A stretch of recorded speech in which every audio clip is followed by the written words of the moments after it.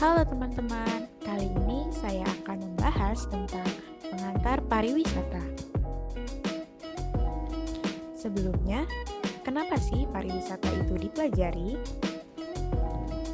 Karena pariwisata merupakan industri dengan perkembangan paling pesat yang membutuhkan sumber daya manusia yang profesional.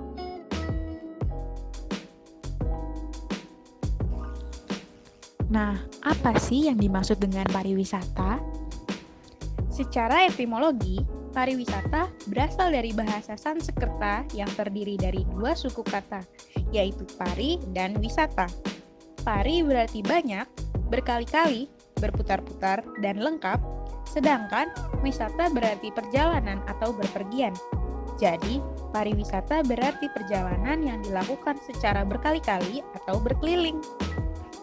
Menurut Undang-Undang Nomor 10 Tahun 2009, wisata adalah kegiatan perjalanan yang dilakukan oleh seseorang atau sekelompok orang dengan mengunjungi tempat tertentu untuk tujuan rekreasi, pengembangan pribadi, atau mempelajari keunikan daya tarik wisata yang dikunjungi dalam jangka waktu sementara. Menurut WTO atau World Tourism Organization, pariwisata adalah kegiatan manusia yang melakukan perjalanan ke dan tinggal di daerah tujuan di luar lingkungan kesehariannya. Sedangkan, menurut Nyoman Espendit, pariwisata adalah kegiatan orang-orang sementara dalam jangka waktu pendek ke tempat-tempat tujuan di luar tempat tinggalnya dan tempat bekerjanya, serta di luar kegiatan-kegiatan mereka dan selama di tempat tujuan mempunyai berbagai maksud termasuk kunjungan wisata. Lalu, apa saja jenis-jenis pariwisata? Menurut Ismayanti, berdasarkan jenis-jenis objek wisatanya, pariwisata dibagi menjadi beberapa jenis. Wisata bahari atau marine tourism merupakan kegiatan wisata yang ditunjang oleh sarana dan prasarana untuk berenang, memancing, menyelam, dan olahraga air lainnya. Wisata budaya atau ethnic tourism merupakan perjalanan untuk mengamati perwujudan, kebudayaan, dan gaya hidup masyarakat yang dianggap menarik. Wisata olahraga. Wisata ini memadukan kegiatan olahraga dengan kegiatan wisata. Kegiatan dalam wisata ini dapat berupa kegiatan olahraga aktif yang mengharuskan wisatawan melakukan gerak olah tubuh secara langsung. Wisata religi. Wisata ini dilakukan untuk kegiatan yang bersifat religi, keagamaan, dan ketuhanan. Wisata belanja. Wisata ini menjadikan belanja sebagai daya tarik utamanya. Wisata kuliner. Motivasi dalam jenis wisata ini tidak semata-mata hanya untuk mengenyangkan dan memanjakan perut dengan aneka ragam masakan khas dari daerah tujuan wisata, melainkan pengalaman yang menarik juga menjadi motivasinya. Ekowisata atau ekoturism merupakan wisata yang banyak dikaitkan dengan kegemaran akan keindahan alam, kesegaran hawa di pegunungan, keajaiban hidup binatang atau marga satwa yang langka, serta tumbuh-tumbuhan yang jarang terdapat di tempat-tempat lain. Selanjutnya, apa saja unsur-unsur yang ada dalam pariwisata?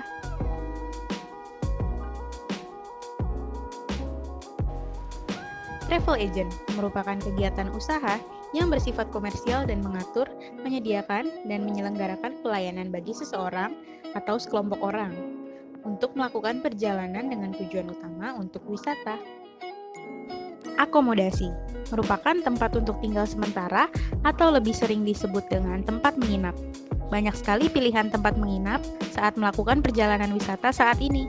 Misalnya, tempat tersebut seperti hotel, perkemahan, motel, dan lain-lain. Transportasi merupakan industri pada pariwisata yang menyediakan jasa angkutan. Jasa transportasi ini mulai dari angkutan darat, laut, dan juga udara. Jasa boga dan restoran merupakan fasilitas dalam bidang makanan dan minuman ketika berwisata. Saat ini industri jasa boga dan restoran dalam pariwisata sangat menguntungkan karena dalam setiap wisatawan pastinya selalu membutuhkan makanan dan minuman sehingga mereka pasti membelinya serta ingin mencoba berbagai jenis makanan maupun minuman daerah setempat. Money changer adalah tempat untuk menukarkan mata uang asing. Penukaran mata uang asing tidak hanya dilakukan di bank saja, tapi banyak sekali perusahaan yang tersebar di tempat tertentu, terutama di kota-kota besar yang menyediakan penukaran mata uang asing.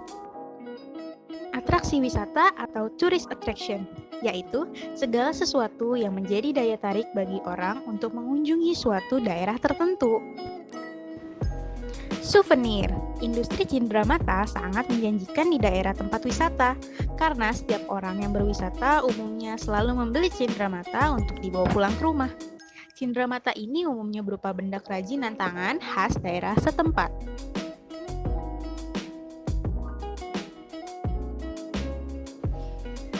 Pariwisata memiliki beberapa karakteristik yang unik, yaitu intangible atau tidak terwujud, merupakan sesuatu yang sebenarnya tidak dapat dibawa untuk ditunjukkan pada orang lain, namun dapat dinikmati keberadaannya.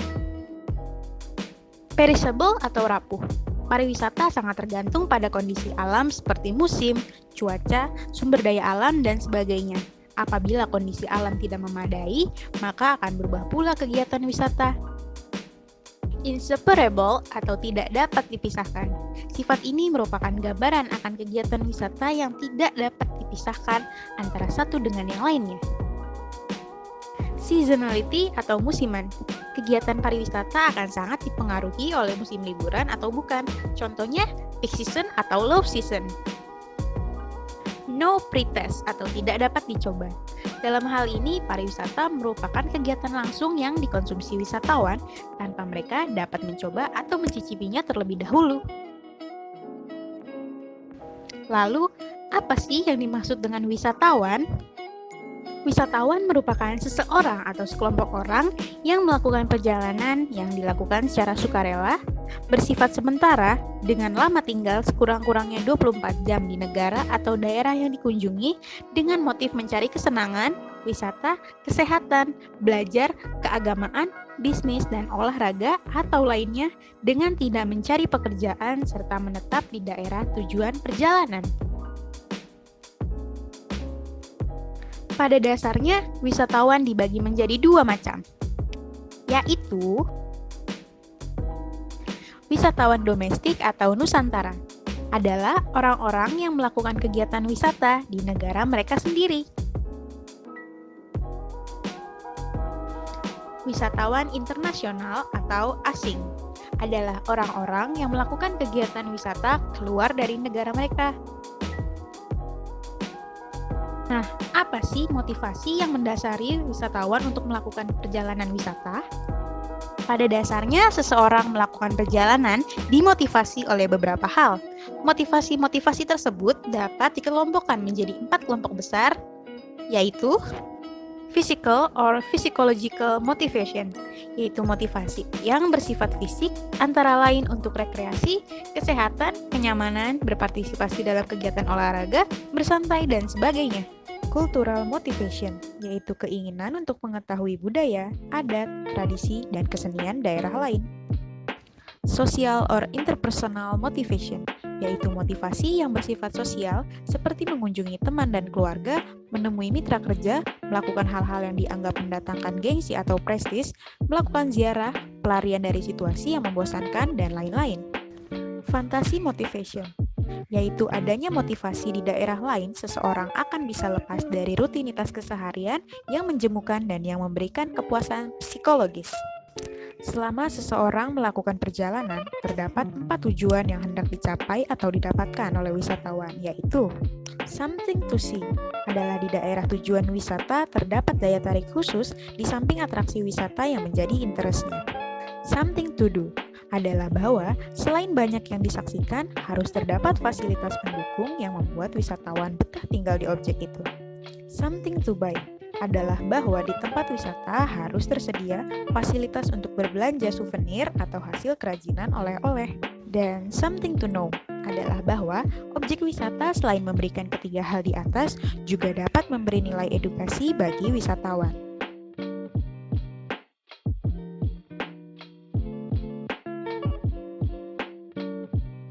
Lalu, apa saja sih profesi di bidang pariwisata?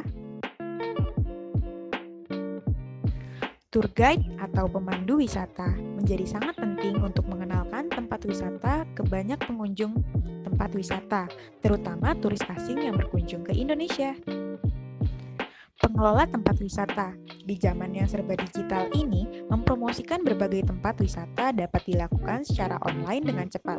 Selain itu, sekarang ini banyak tempat wisata baru mulai bermunculan untuk menambah perekonomian suatu tempat. Bagi Anda, lulusan pariwisata dapat memilih bekerja sebagai pengelola wisata maupun mendirikan tempat wisata baru yang belum ada. Travel blogger, bekerja sambil jalan-jalan ke suatu tempat wisata merupakan daya tarik tersendiri bagi setiap orang.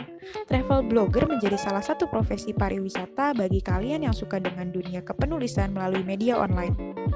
Event organizer, berbagai acara kegiatan besar seperti konser, festival, dan pameran tentu membutuhkan persiapan dan konsep yang matang. Tentu hal ini akan menjadi salah satu prospek kerja di bidang pariwisata, terutama bagi lulusan pariwisata yang tertarik untuk mengkoordinir sebuah event. Industri makanan dan minuman. Setiap hari orang memerlukan makanan dan minuman sebagai kebutuhan primer, sehingga menjadi peluang dan prospek kerja juga di bidang pariwisata yang sangat menjanjikan. Pertumbuhan industri makanan dan minuman terus mengalami peningkatan. Pada tahun 2017, pertumbuhannya naik sebesar 8,46% dari tahun sebelumnya. Konsultan pariwisata. Menjadi konsultan tentu sangat menarik terutama bagi para lulusan pariwisata yang telah berpengalaman dalam jasa dan saran dalam menyelesaikan suatu masalah tertentu. Apalagi seorang konsultan pariwisata yang bertugas dalam menyelesaikan masalah yang berhubungan dengan pariwisata. Industri penerbangan. Pertumbuhan perjalanan udara semakin hari semakin mengalami pertumbuhan global dari tahun ke tahun. Berbagai maskapai penerbangan terus mengalami inovasi untuk meningkatkan penumpang. Oleh karena itu, tidak heran penerbangan menjadi prospek kerja lulusan pariwisata yang menjanjikan. Terima kasih telah menyaksikan video ini dan sampai jumpa di video berikutnya. Salam pesona Indonesia.